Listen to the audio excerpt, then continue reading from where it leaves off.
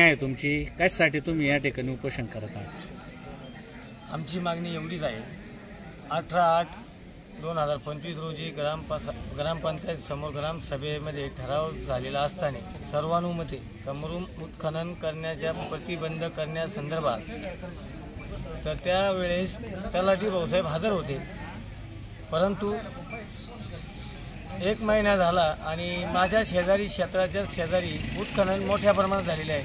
ते नेमकी खानपट्टा आहे का उत्खनन केलेलं आहे, मुरुम उत्खनन, हे शासनाच्या वतीने बघण्यात यावं असं माझी विनंती मी 10 दिवसापासून करतोय तलाठी तहसीलदार यांना, पण कुणीही त्या ठिकाणी फिरकत नाही।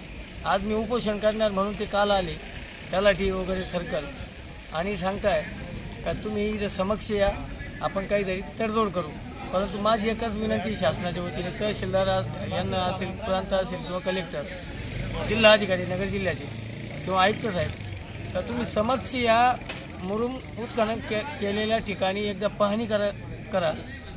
त्या संदर्भात शेतकरी आणि जे साधन सामुग्रीचे मालक असतील यांच्यावर मोठ्या प्रमाणात दंडात्मक कारवाई करा आणि तलाठी भाऊसाहेब हजर असताना यांच्यावर सुद्धा कारवाई करा। उत्खनन करणारे कोणते नागरिक आहे त्या ठिकाणी अनाधिकृतपणे उत्खनन करणारे लोकांचं नाव काय आहे, का त्यांना ठेका दिलेला आहे का रॉयल्टी भरलेली, नेमका काय प्रकार आहे?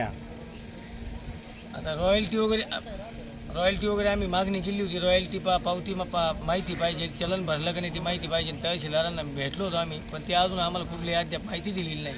परंतु आडगाव बुद्रुक येथील सोपान केशव शेळके